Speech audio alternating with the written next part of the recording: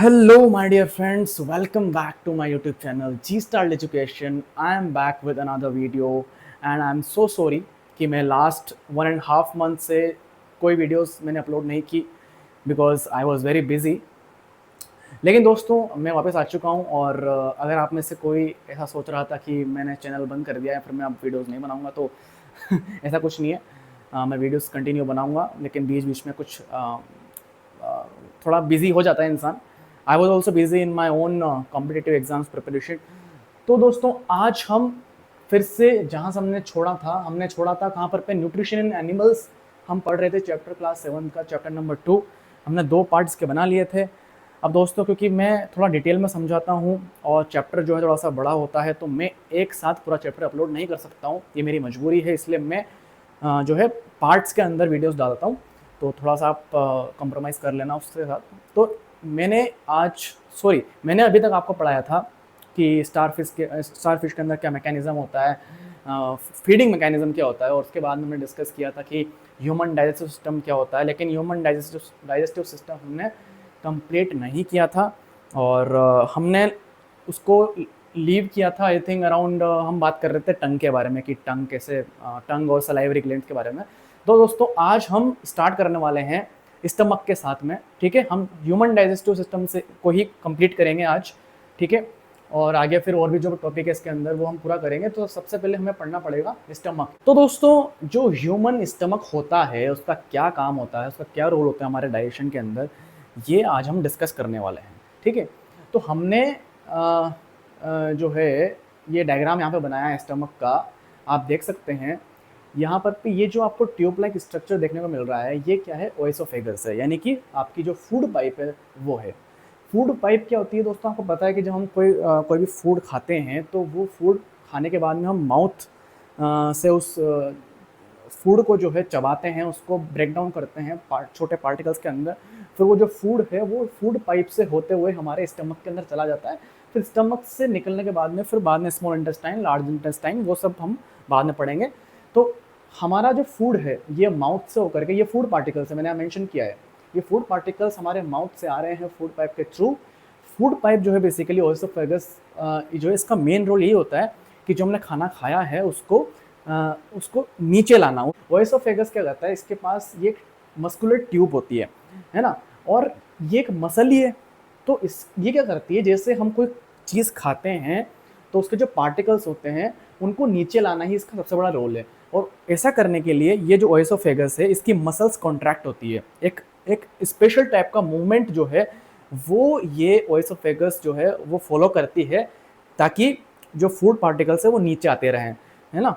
और फिर ये फूड पार्टिकल्स नीचे पहुंच जाते हैं। लेकिन दोस्तों मैं आपको एक चीज़ बता दूं कि जब भी आप कुछ ऐसा खा लेते हैं जो पॉइजनस होता है या फिर जो है आपकी बॉडी पचा नहीं सकती, उसके अंदर हार्मफुल ऐसे केमिकल्स हैं जो आपकी बॉडी के लिए ख़तरा बन सकते हैं, या फिर आपने ओवर ईटिंग कर ली है, तो ऐसे केसेस के अंदर तो स्टमक जो है वो उस चीज़ को अफोर्ड नहीं कर सकता है। इसलिए क्या उसके बाद में क्या होता है, जो चीज़ आपने खाई है, गलत चीज़ आपने खा ली है, फिर ओवर ईटिंग कर ली है, तो वो जो एक्स्ट्रा फूड है, वो जो हार्मफुल फूड है आपकी बॉडी के लिए, उसको इसी ओएसोफेगस की मसल्स के थ्रू आपकी बॉडी से बाहर निकाल दिया जाता है, जिसको हम बोलते हैं वॉमिटिंग। जिसको हम क्या बोलते हैं, वॉमिटिंग, उल्टी करना। जब आपको उल्टी आती है तो अपने आप आपके बॉडी के अंदर स्टमक के पास में एक फोर्स क्रिएट होता है इन दी अपवर्ड डायरेक्शन, और वो फूड जो है against the force of gravity work करता है और आपके फूड को बाहर निकाल देता है। लेकिन उसमें जो ओएसोफेगस है उसका बहुत बड़ा रोल होता है दोस्तों। ओएसोफेगस का काम केवल फूड को नीचे लाना नहीं है, बल्कि जब जरूरत पड़े तो फूड को बाहर निकालना भी है माउथ के थ्रू। तो ये जो मसल्स होती है ना इसकी फूड पाइप की, ये मसल्स अकॉर्डिंग टू सिचुएशन काम करती है। जब फूड बाहर निकालना होता है तो ये इस तरह से कॉन्ट्रैक्ट होती है कि फूड ऊपर सरक जाए और फूड जो है माउथ के थ्रू बाहर आ जाए, आपको वॉमिटिंग हो जाए। तो ये रोल होता है ओएसोफेगस का, ठीक है। अब दोस्तों बात कर लेते हैं हमारे स्टमक की, जो कि हमारा मेन ये टॉपिक है यहाँ पर है। अब ये जो फूड पार्टिकल्स है दोस्तों ये स्टमक में पहुँच चुके हैं, जैसा कि आप देख पा रहे हैं।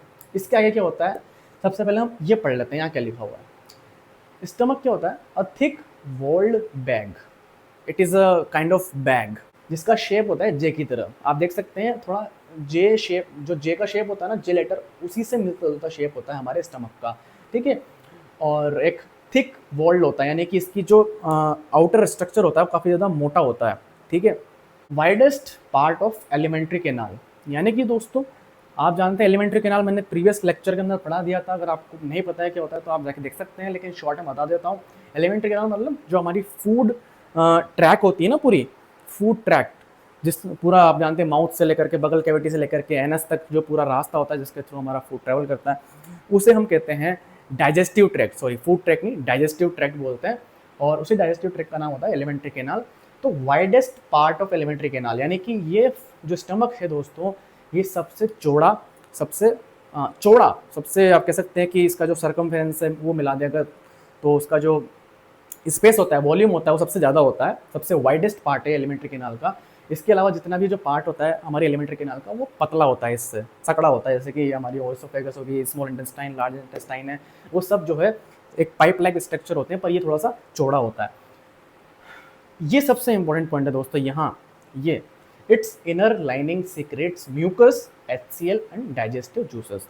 अब दोस्तों थोड़ा सा ध्यान से देखना इस बात को, यहाँ लिखा हुआ है its inner lining secretes mucus, HCl and digestive juices, यानी कि दोस्तों ये जो स्टमक है हमारा, ये जो स्टमक है, स्टमक के अंदर, ठीक अंदर जो है दोस्तों, जो इसकी इनर लाइनिंग है, मतलब जो इनर लेयर है, इसके ठीक नीचे, ये तो आउटर स्ट्रक्चर है, ठीक अंदर की साइड जो है दोस्तों, ये जो इनर लाइनिंग है वहाँ पर पे किसका सिक्रेशन होता है, किसका क्या कॉन्सेंट्रेटेड होता है, वहाँ पर म्यूकस होता है, HCl होता है एंड डाइजेस्टिव जूसेस होते हैं।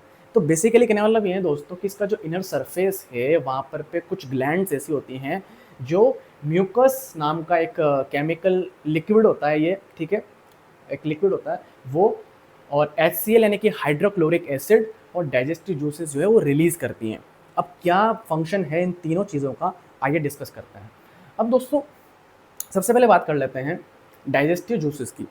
डाइजेस्टिव जूसेस का, ये डाइजेस्टिव जूसेस क्या होते हैं basically, these are also kind of chemical fluids, ठीक है, या फिर आप समझ सकते हैं समान भाषा में कि एक टाइप के जूसेस ही होते हैं। जूसेस मतलब लिक्विड सब्सटेंस है, लिक्विड केमिकल सब्सटेंसेस हैं जिनका काम होता है बेसिकली प्रोटीन को, जो प्रोटीन हमारे फूड में प्रोटीन होता है, तो उस प्रोटीन को ब्रेक डाउन करना सिंपलर सब्सटेंसेस के अंदर, ताकि हमारी बॉडी उस प्रोटीन को एब्जॉर्ब कर सके, ये काम होता है डाइजेस्टिव जूसेस का।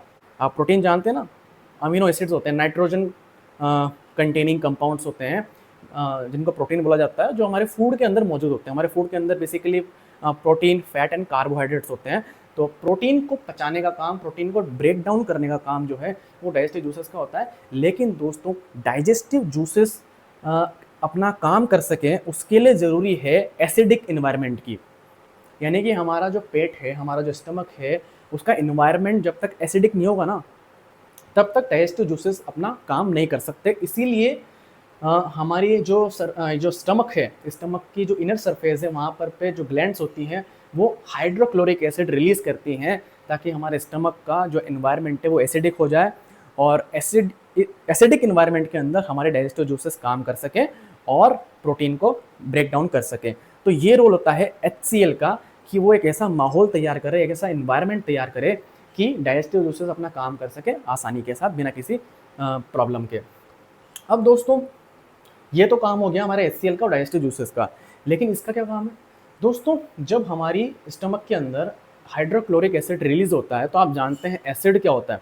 अगर आप एसिड को अपनी स्किन के ऊपर गिरा दें, ऊपर से हाइड्रोक्लोरिक एसिड को, तो दोस्तों आपकी जो स्किन है वो जल जाएगी, ये इट विल बर्न। तो दोस्तों आप ज़रा सोचिए, अगर हमारे पेट के अंदर हाइड्रोक्लोरिक एसिड रिलीज कर दिया जा रहा है हमारी बॉडी के ही द्वारा, तो क्या इससे हमें खतरा नहीं होगा? जरूर होगा, जरूर हो सकता है। तो इसी खतरे से बचाने के लिए दोस्तों हमारी जो स्टमक की इनर लाइनिंग होती है, उसमें जो डाइजेस्टिव ग्लैंड्स होती हैं, वो HCl और डाइजेस्टिव जूसेस के अलावा म्यूकस नाम का एक थिक लिक्विड भी रिलीज करती हैं। ये जो थिक लिक्विड है ना, जो गाढ़ा लिक्विड है तो ये क्या करता है दोस्तों, ये जो स्टमक की इनर सरफेस है ना, उस पर फैल जाता है, चिपक जाता है और एक कोटिंग बना लेता है, एक लेयर बना लेता है, प्रोटेक्टिव लेयर, डिफेंसिव लेयर बना लेता है, और इस HCl से, हाइड्रोक्लोरिक एसिड से हमारे स्टमक को बचाता है, खतरा पहुंचाने से बचाता है।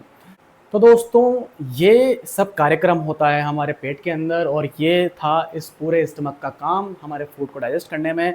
इसके बाद में दोस्तों ये फूड चला जाता है हमारी स्मॉल इंटेस्टाइन में, जो कि हम डिस्कस करने वाले हैं अगले सेक्शन के अंदर।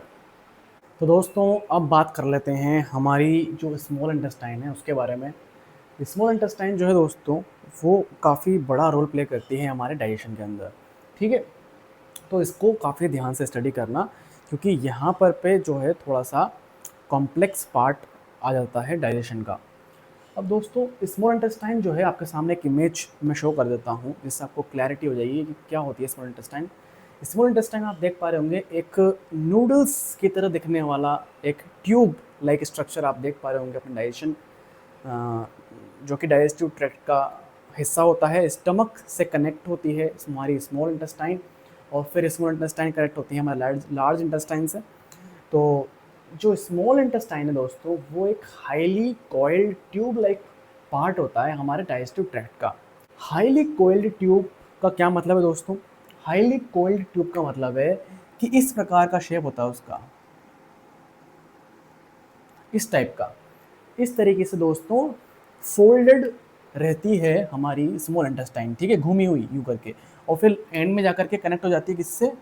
हमारी लार्ज इंटेस्टाइन से, ठीक है, लार्ज इंटेस्टाइन से कनेक्ट हो जाती है। उसके बाद में फिर आप इमेज में आपने देख ही लिया होगा, अच्छे से समझ में आ ही गया होगा। और इसकी जो लेंथ होती है ना दोस्तों 7.5 मीटर होती है अप्रॉक्सीमेटली। अब आप ज़रा उम्मीद कीजिए 7.5 मीटर कितना ज़्यादा बड़ा होता है। 7.5 मीटर दोस्तों, 7.5 मीटर मतलब समझ रहे हो? अगर इस बोर्ड का यहाँ से लेकर के यहाँ तक का विड्थ देखा जाए तो आई थिंक ये 1 मीटर के बराबर है लगभग मेरे हिसाब से, ठीक है, 1 मीटर के बराबर है। तो आप समझ सकते हैं इसका 7 टाइम्स कर दीजिए इतना बड़ा। 7.5 metre is a very long distance, is a very long length दोस्तों। अब इस पॉइंट को ध्यान से पढ़ना, it receive secretions from the liver and pancreas. अब दोस्तों लीवर एंड पेंक्रियास मैंने आपको स्टार्टिंग में बताया था, these are the digestive glands of human body. इन दोनों का बहुत बड़ा रोल होता है हमारे डाइजेशन के अंदर। ये दोनों मिलकर के हेल्प करते हैं प्रोटीन, कार्ब और फैट्स को डाइजेस्ट करने में, ताकि हमारी बॉडी जो है उन्हें एब्जॉर्ब कर सके।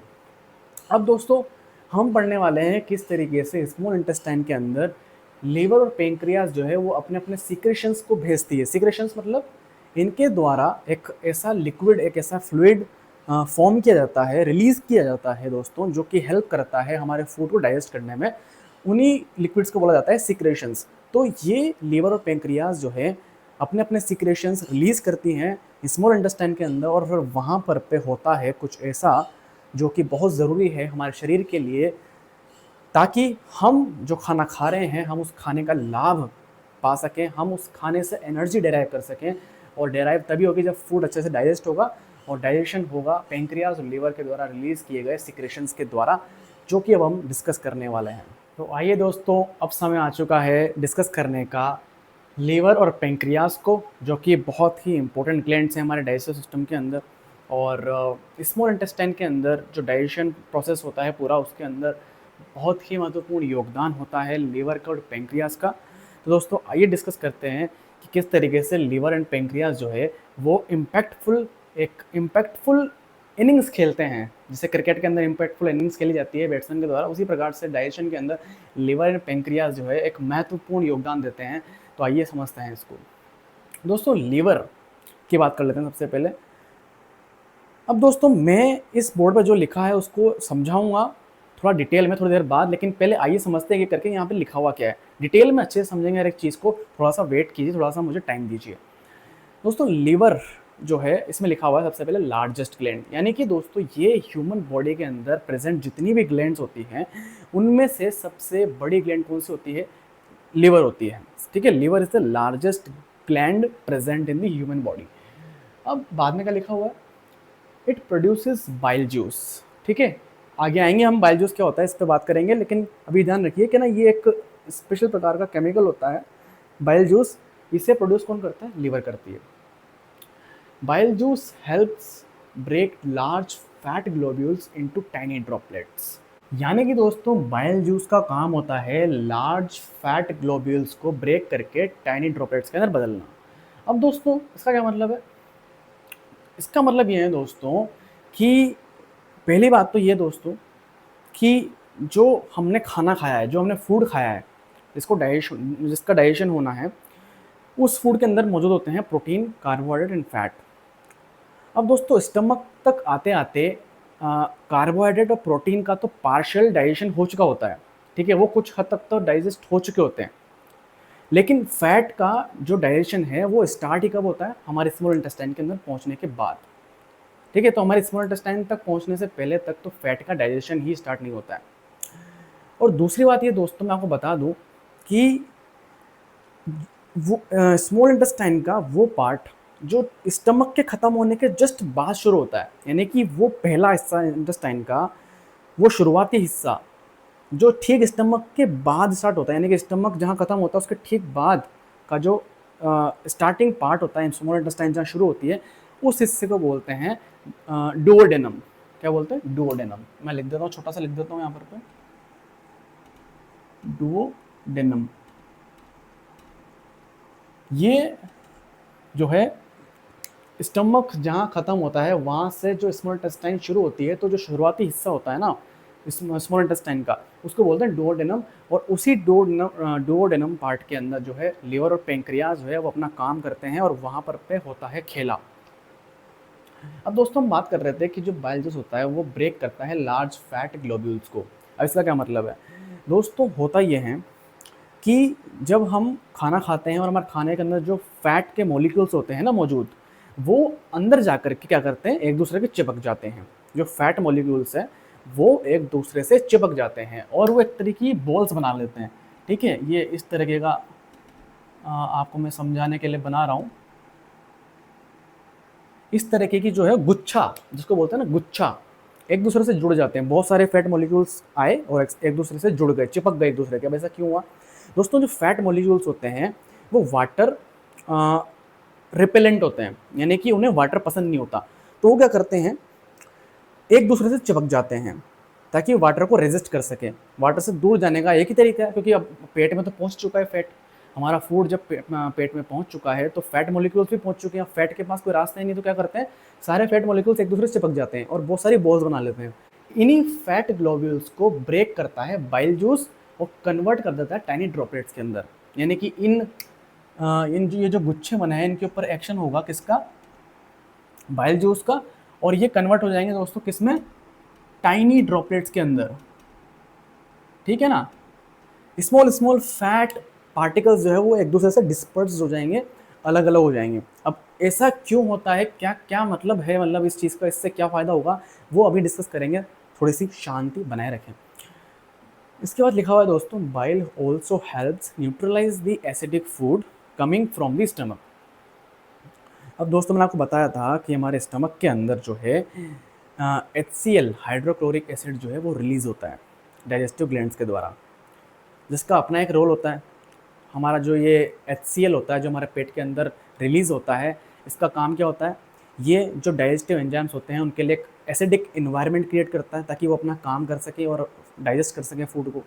और साथ में दोस्तों मैं आपको बताना भूल गया था, ये जो हाइड्रोक्लोरिक एसिड है इसका एक और महत्वपूर्ण काम होता है, और वो ये कि हमारे फूड के अंदर प्रेजेंट हार्मफुल बैक्टीरिया जो होते हैं, हार्मफुल बैक्टीरिया जो होते हैं, जो हमारे लिए डेंजरस होते हैं, जो हमारी बॉडी को हानि पहुंचा सकते हैं, उनको मारता है, उनको किल करता है कौन? ये हाइड्रोक्लोरिक एसिड। तो ये काम भी होता है। तो दोस्तों लेकिन इस चक्कर में क्या होता है, जो हमारा फूड होता है जब वो स्टमक से बाहर आकर के स्टमक से फिर स्मॉल इंटेस्टाइन के अंदर डुओडेनम के अंदर पहुंचता है, तब तक वो फूड जो है वो एसिडिक बन चुका होता है। उसका नेचर कैसा होता है? एसिडिक हो जाता है, क्योंकि वो एसिड से मिक्स हो चुका होता है, तो वो एसिडिक बन जाता है। अब वो जो एसिडिक फूड डुओडेनम में पहुंचा है, उस एसिडिक फूड को न्यूट्रलाइज करता है, यानी कि उसको बेसिकली एसिडिक से न्यूट्रल कर देता है। क्योंकि दोस्तों जो हमारा बाइल जूस होता है ना, ये बाइल जूस होता है बेसिक एल्कलाइन, ठीक है। अब आप जानते हैं जब एसिड और बेस आपस में मिलेंगे तो क्या होगा? न्यूट्रलाइजेशन होगा, यानी कि ना तो हमारा फूड एसिडिक रहेगा ना बेसिक रहेगा, वो बेसिकली नॉर्मल फॉर्म में आ जाएगा, ठीक है, वो न्यूट्रलाइज हो जाएगा। तो बाइल का काम होता है हमारे फूड को, हमारे एसिडिक फूड को न्यूट्रलाइज करना, जो कि स्टमक से आता है। तो ये था हमारे लीवर का काम। अभी आपको हो सकता है कुछ कन्फ्यूजन हो, लेकिन सारे कन्फ्यूजन क्लियर होने वाली है थोड़ी देर बाद में। अब बात करते हैं सबसे पहले पेंक्रियाज की। अब दोस्तों पेंक्रियाज भी एक बहुत महत्वपूर्ण ग्लैंड है। ठीक है, ये छोटी ग्लैंड होती है, ये एक क्रीम कलर की ग्लैंड होती है, और हमारी जो लीवर होती है वो उसका कलर होता है रेडिश ब्राउन। लेकिन ये सब मैटर नहीं करता, मैटर करता है इसका जो मेन फंक्शन है वो, सॉरी। तो पैंक्रियाज जो है बेसिकली क्या करता है, ये पढ़ते हैं। It produces pancreatic juice. ठीक है, ये क्या प्रोड्यूस करता है, पैंक्रियाटिक जूस प्रोड्यूस करता है। अब ये क्या है, पैंक्रियाटिक जूस भी दोस्तों एक तरह का डाइजेस्टिव जूस है, जो कि जिसका काम है जो कार्बोहाइड्रेट, फैट और प्रोटीन है उसको डाइजेस्ट करना। आगे पढ़ेंगे, अभी समझ में आ जाएगा आपको। Pancreatic juice contain digestive enzymes. ठीक है, pancreatic juice chemically digest carbs, protein and fats. अब दोस्तों ये बात आपको समझ में आ गई ना, पैंक्रियाटिक जूस क्या करता है, इसके अंदर जो है डाइजेस्टिव एंजाइम्स मौजूद होते हैं, और ये जो डाइजेस्टिव एंजाइम्स है ये करते हैं केमिकली डाइजेस्ट करते हैं कार्ब्स को, प्रोटीन्स को एंड फैट्स को। अब दोस्तों ये पूरा अच्छे से समझने के लिए फोकस जो है 100% अपना बोर्ड पे रखना। अब दोस्तों जैसा कि मैंने आपको यहाँ बताया था कि जो बाइल होता है वो हेल्प करता है लार्ज फैट ग्लोब्यूल्स को ब्रेक करने में और कन्वर्ट करने में टाइनी ड्रॉपलेट्स के अंदर। पर इस प्रोसेस की क्या ज़रूरत थी? तो अब दोस्तों समझिए, ये जो पैंक्रियाटिक जूस है ना, इसके पास डाइजेस्टिव एंजाइम्स है जिनका काम है फैट, प्रोटीन और कार्ब्स को केमिकली डाइजेस्ट करना। लेकिन जो ये फैट है ना दोस्तों, ये फैट बहुत ज़िद्दी है। ये फैट सच में बहुत ज़िद्दी है। हमारे जो फैट होते हैं जो कि लार्ज ग्लोब्यूल्स की फॉर्म में रहते हैं, इनके ऊपर जब ये, अब आप एक चीज़ समझिए ज़रा, अगर ये बाइल जूस जो है, ये जो बाइल जूस है, अगर ये ब्रेक नहीं करता इन लार्ज फैट ग्लोब्यूल्स को, तो क्या होता? पहले हम इस सिनेरियो को समझते हैं। ये रहा हमारा fat globule, this is what, this is a fat globule, this is a fat.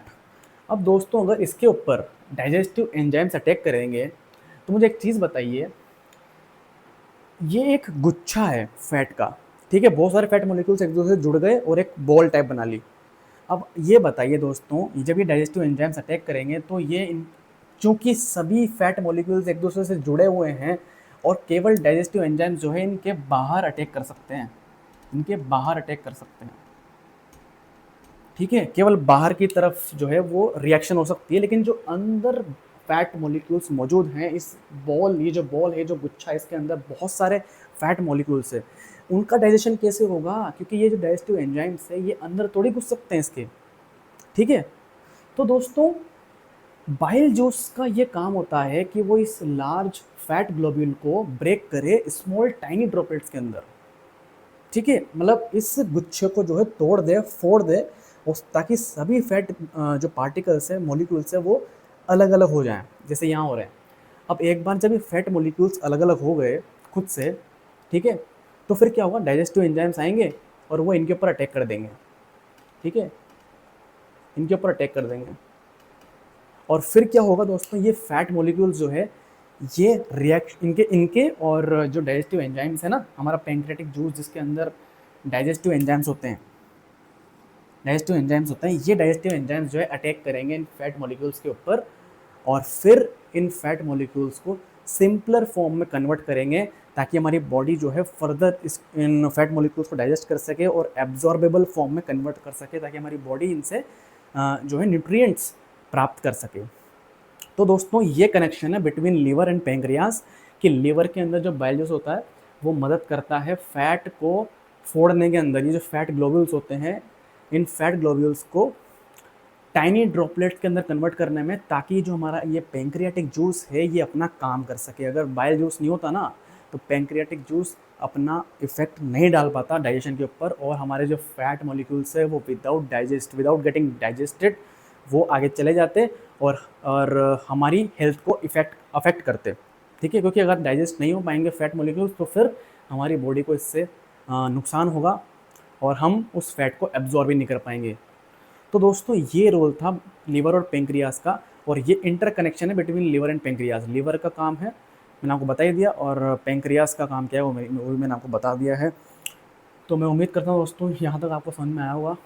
दूसरी बात ये दोस्तों कि अब आप जान रहे हैं कि डुओडेनम के अंदर जो है डाइजेशन हो रहा है कार्ब्स का, प्रोटीन का, फैट का, लेकिन दोस्तों आपके दिमाग में क्वेश्चन आ रहा है कि डाइजेशन कब तक चलेगा, आखिर ये डाइजेशन कब तक चलेगा।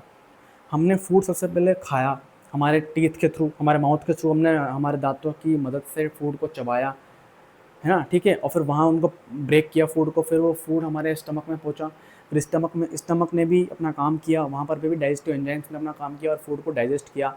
अब फूड जो है स्मॉल इंटेस्टाइन में पहुँच चुका है, डुओडेनम में पहुँच चुका है, वहाँ पर भी फूड का डाइजेशन अभी तक चल रहा है, यानी कि हमारे जो कार्ब्स, प्रोटीन एंड फैट है वो अभी तक भी उस फॉर्म में कन्वर्ट नहीं हुए हैं जहाँ पर पे डाइजेशन स्टॉप हो जाए और उन ये जो हमारे फैट एंड प्रोटीन कार्ब्स है इनके न्यूट्रिएंट्स को हम एब्जॉर्ब कर सकें। अभी तक वो स्टेज नहीं आई है, तो वो स्टेज कब आएगी?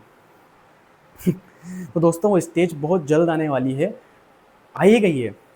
अभी मैंने आपसे क्या कहा कि ये सारा काम कहाँ चल रहा है, ये सब काम कहाँ चल रहा है, डुओडेनम के अंदर, जो कि स्मॉल इंटेस्टाइन का सबसे ऊपरी हिस्सा होता है। अब मैं आपको बना के दिखाई दूँ क्या? जैसे दोस्तों ये जो हमारा स्टमक था, डायग्राम थोड़ा सा पता नहीं कैसा बनेगा, लेकिन ये हमारा स्टमक था, ठीक है। अब स्टमक ये जो हिस्सा था ना, स्टार्टिंग पार्ट जहाँ से ये फिर घूमने लग जाती है हमारी, ये इसको बोलते हैं डुओडेनम। ये जो हिस्सा है ना, इसको बोलते हैं डुओडेनम, ये छोटा सा हिस्सा, ये स्मॉल इंटेस्टाइन का सबसे ऊपरी हिस्सा होता है। और यहीं पर पे स्टमक यहाँ पे एंड हो गया और ये स्टार्टिंग पार्ट होता है हमारे स्मॉल इंटेस्टाइन का, और यहाँ पर पे पेंक्रियाज और लीवर का काम शुरू होता है, और जो है फैट, प्रोटीन और ये जो तीन है ना, इनका केमिकल डाइजेशन होता है। और लगभग दोस्तों अब 75% डाइजेशन कंप्लीट हो चुका है। 25% डाइजेशन कहाँ कंप्लीट हुआ, स्टमक के अंदर, 75% हो चुका है हमारे डुओडेनम तक। अब स्मॉल इंटेस्टाइन का जो आखिरी हिस्सा होता है ना, स्मॉल इंटेस्टाइन के अंदर जब फूड घुसता है और नीचे ट्रेवल करता है, तो हमारी स्मॉल इंटेस्टाइन के अंदर होते हैं इनके खुद के डाइजेस्टिव जूसेस। जी हाँ दोस्तों, हमारी जो स्मॉल इंटेस्टाइन है, उस स्मॉल इंटेस्टाइन के अंदर खुद जो है कुछ डाइजेस्टिव जूसेस होते हैं जो फाइनल डाइजेशन को अंजाम देते हैं। जो कि हमारा क्वेश्चन था कि कब डाइजेशन पूरा होगा, तो दोस्तों जब हमारा फूड डुओडेनम से पास होकर के स्मॉल इंटेस्टाइन के अंदर घुसता है नीचे की तरफ, तो लास्ट वाले पोर्शन के अंदर जो है बेसिकली डाइजेस्टिव जूसेस होते हैं जो फर्दर ब्रेक डाउन करते हैं कार्ब्स को, प्रोटीन को और फैट को, और कन्वर्ट कर देते हैं एकदम सिंपलेस्ट फॉर्म के अंदर, फाइनल फॉर्म के अंदर, जहाँ से जो है सीधा अब ये तीनों जो है हमारी बॉडी के अंदर एब्जॉर्ब होने वाले हैं। और एब्जॉर्प्शन का काम भी कहाँ पे होता है, स्मॉल इंटेस्टाइन के अंदर ही होता है। एंड देन उसके बाद में लार्ज इंटेस्टाइन के अंदर जो है हमारा वेस्ट मटेरियल ट्रांसफ़र कर दिया जाता है, जहाँ से एनस के थ्रू जो है सुबह सुबह हम कुछ पल बिताते हैं शांति के। तो दोस्तों अभी हमने जस्ट बात करी कि किस तरीके से हमारी स्मॉल इंटेस्टाइन के लास्ट पार्ट के अंदर जो हमारा फूड है वो कम्प्लीटली डाइजेस्ट हो जाता है और रेडी हो जाता है एब्जॉर्प्शन के लिए। लेकिन अब हम इस चीज़ को थोड़ा सा डिटेल में पढ़ रहे हैं, थोड़ा सा इसको साइंटिफिक लैंग्वेज के अंदर हर एक चीज़ की कैसे होता है हमारा एब्जॉर्प्शन फूड का, वो पढ़ने वाले हैं। अभी जस्ट मैंने आपको थोड़ा सा एकदम मोटा बता दिया था कि भाई किस तरह से डाइजेशन मतलब एब्जॉर्प्शन होता है, लेकिन अब थोड़ा सा डिटेल में चलते हैं कि आखिर प्रोसेस क्या होता है, किस तरीके से हमारा फूड स्मॉल इंटेस्टाइन से निकल करके हमारे पूरी बॉडी के ऑर्गन्स तक पहुंचता है, वो चीज़ अब डिस्कस कर लेते हैं। तो दोस्तों इससे पहले कि हम थ्योरी पढ़ें, मैं आपको प्रैक्टिकली समझाता हूँ कि आखिर होता क्या है। अब दोस्तों ध्यान से देखना,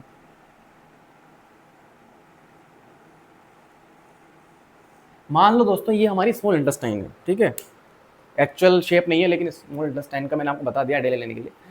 अब दोस्तों मान लीजिए फूड जो है हमारा ये डुओडेनम से आ रहा है, ये डुओडेनम है यहाँ पर पे, ठीक है, इधर स्टमक निकल जाता है, फिर वो ये वाला पार्ट जो है डुओडेनम था, यहाँ पर पे पेंक्रियाज और लीवर अपना काम करते हैं, ठीक है। और फिर लास्ट वाला जो पार्ट होता है स्मॉल इंटेस्टाइन का, यहाँ पर पे होता है कंप्लीट डाइजेशन, ठीक है, कंप्लीट डाइजेशन। इस वाले हिस्से में आते आते जो है हमारे सभी फूड पार्टिकल्स और सभी जो मैक्रोज है, मैक्रो न्यूट्रिएंट्स से फैट हो गया, प्रोटीन हो गया, कार्बोहाइड्रेट हो गए, वो सभी अच्छी तरह से केमिकली डाइजेस्ट हो चुके हैं, एकदम सिंपलेस्ट फॉर्म में आ चुके हैं और रेडी टू एब्जॉर्ब है।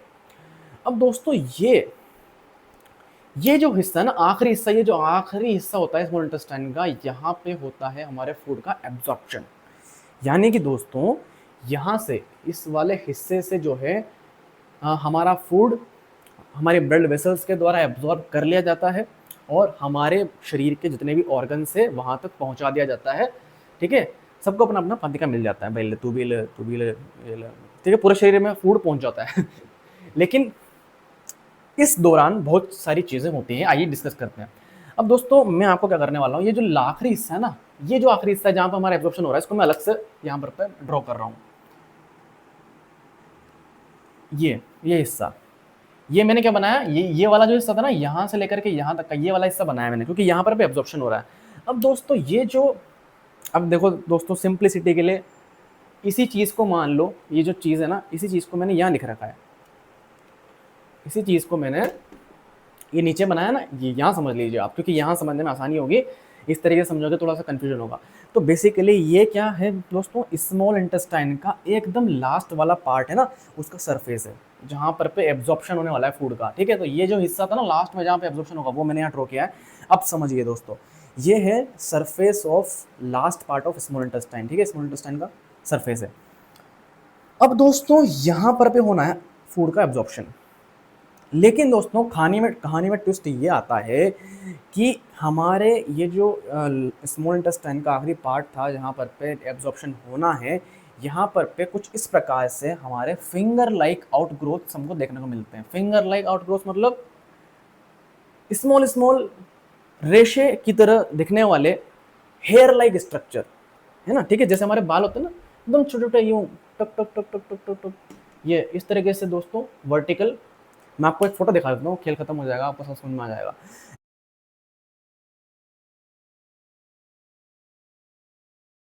इस तरीके से दोस्तों बहुत सारे यहाँ पर पे ये फिंगर लाइक स्ट्रक्चर्स होते हैं। ठीक है, बाल की तरह, जैसे हमारे बाल होते हैं ना वैसे होते होंगे। ठीक है, अब ये मैंने यहाँ दिखाने में तो यहाँ पर पे 1 2 3 4 5 6 बना, लेकिन दोस्तों वो जो सरफेस होता है ना जहाँ एब्जॉर्प्शन हो रहा है, वहाँ पर पे करोड़ों की तादाद के अंदर ये मौजूद होते हैं। अब समझिए बात को, इनका क्या काम है, ये जो फिंगर लाइक टिप्स हैं इनको बोलते हैं विली, इनको बोलते हैं दोस्तों विली। ये जो इनको बोलते हैं, ये बोर्ड हिलता है भाई, ये जो फिंगर लाइक टिप्स से मैंने आपको बताया, इनका नाम होता है villi. Villi is a plural word, अगर सिंगल को बोलना है तो बोलते हैं विलस। ये देखो ये रहा विलस, ये सिंगल है, एक के लिए बोलेंगे तो विलस और बहुत सारे तो विली। ये जो विली है ना दोस्तों, इसी के सरफेस पर पे हमारा फूड एब्जॉर्प्शन होगा। ठीक है, ये जो सरफेस है ना इनका, यहाँ पर पे यहीं पर पे हमारा फूड एब्जॉर्प्शन होने वाला है इनके ऊपर। ठीक है, बेसिकली इन्हीं का काम है फूड एब्जॉर्ब करना, और इनके ही सरफेस पर पे बहुत सारी ब्लड वेसल्स होती हैं दोस्तों, बहुत सारी ब्लड वेसल्स होती हैं इन्हीं विली, जिनको हम विली बोल रहे हैं, इनके सरफेस पर पे। और वहाँ से दोस्तों जो है फूड एब्जॉर्ब कर लिया जाता है और वहाँ से हमारे ब्लड स्ट्रीम के अंदर फूड पहुँच जाता है, और फिर पूरे शरीर में जो है दोस्तों वो उस फूड का जो न्यूट्रिशन है वो पूरे शरीर के अंदर पहुँच जाता है और हमारे शरीर को एनर्जी मिल जाती है और जो भी चीज़ें लेनी होती है वो मिल जाती है। लेकिन दोस्तों सवाल ये उठता है कि आखिर क्या फ़ायदा है हमारे शरीर को इन विली से। आप सोचिए ज़रा, क्या ज़रूरत थी ये विली को यहाँ पर पे लाने की, और मतलब क्या ज़रूरत थी, अगर ये विली होते ही नहीं यहाँ पर पे, ये जो फिंगर लाइक आउटग्रोथ अगर ये नहीं होते तो क्या होता।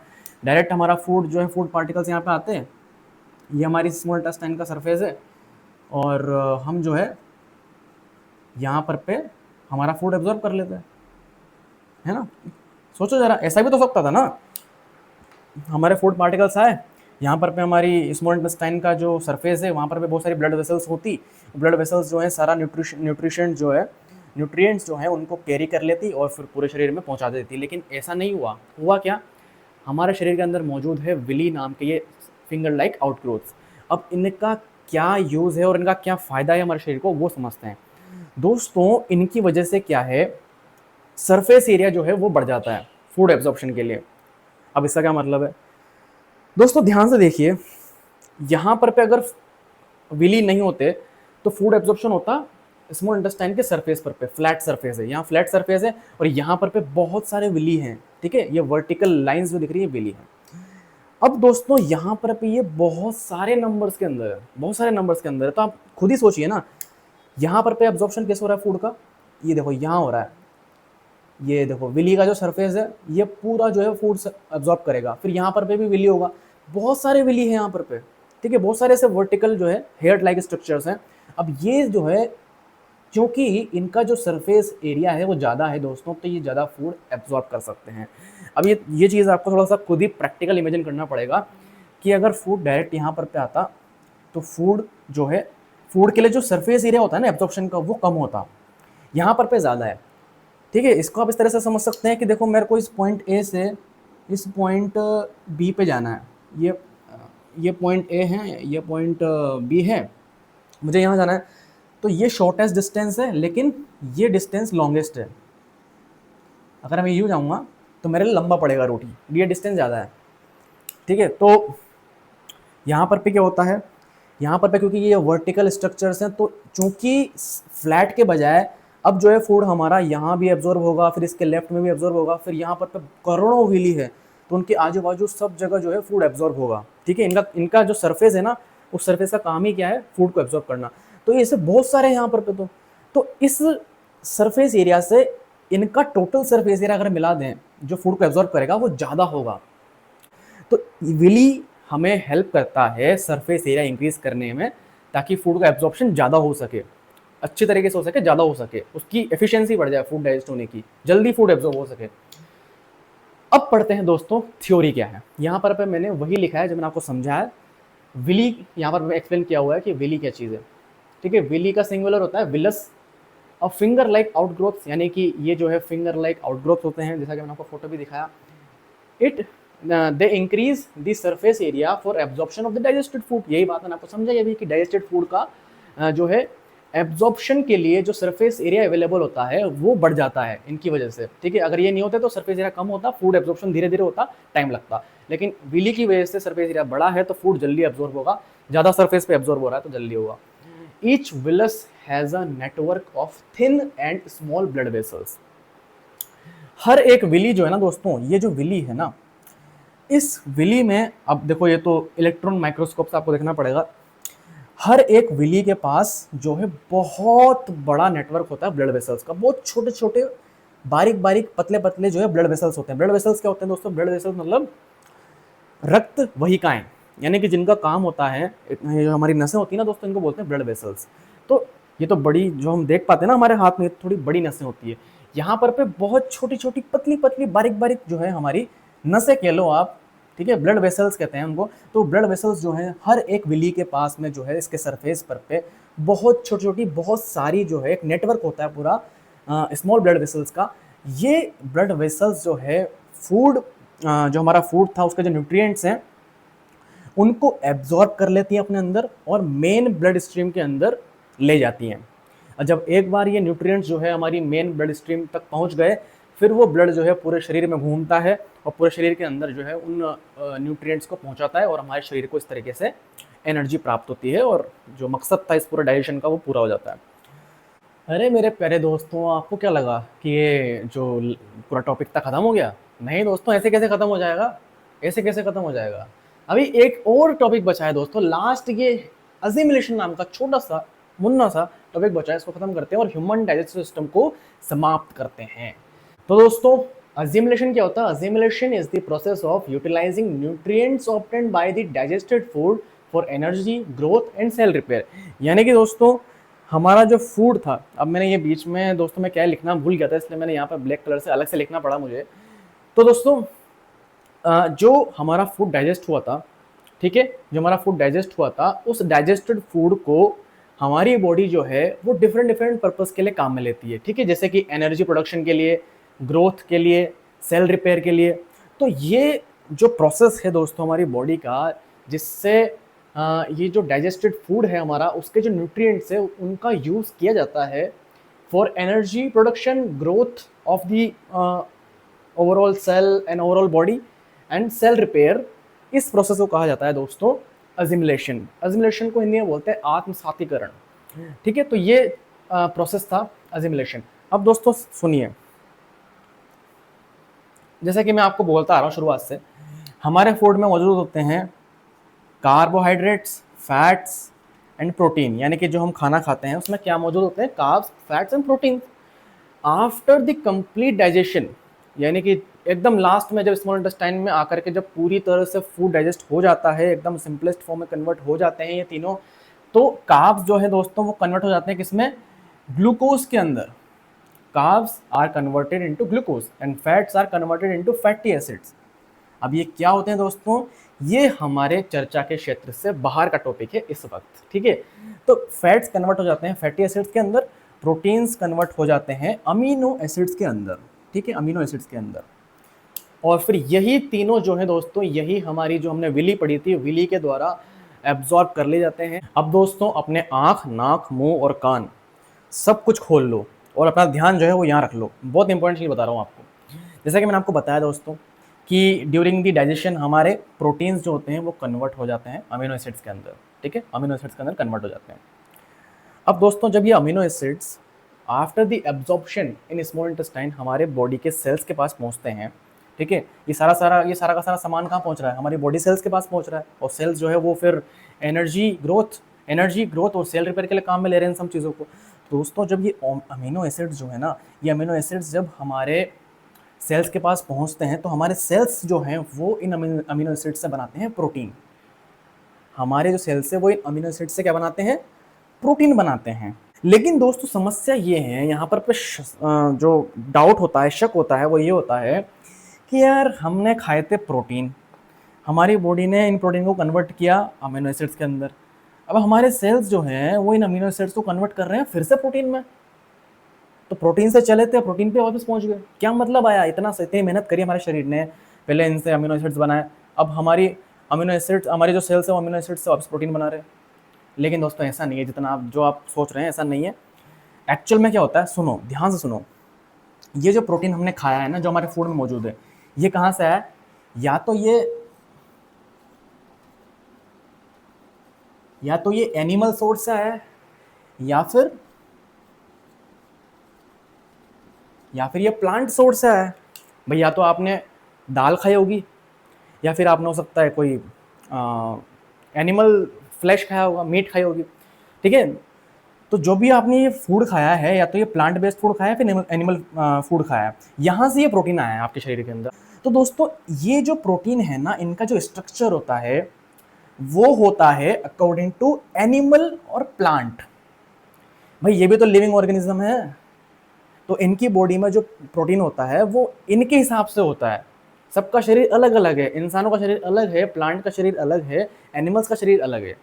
तो ये जो प्रोटीन खाते हैं या फिर ये जो प्रोटीन इस्तेमाल में लेते हैं, इनकी बॉडी में जो प्रोटीन का स्ट्रक्चर होता है ना, रीअरेंजमेंट, जो अरेंजमेंट होता है ना मॉलिक्यूल्स का, प्रोटीन क्या है, एक केमिकल है, एक केमिकल सब्सटेंस है जिसके अंदर नाइट्रोजन होता है।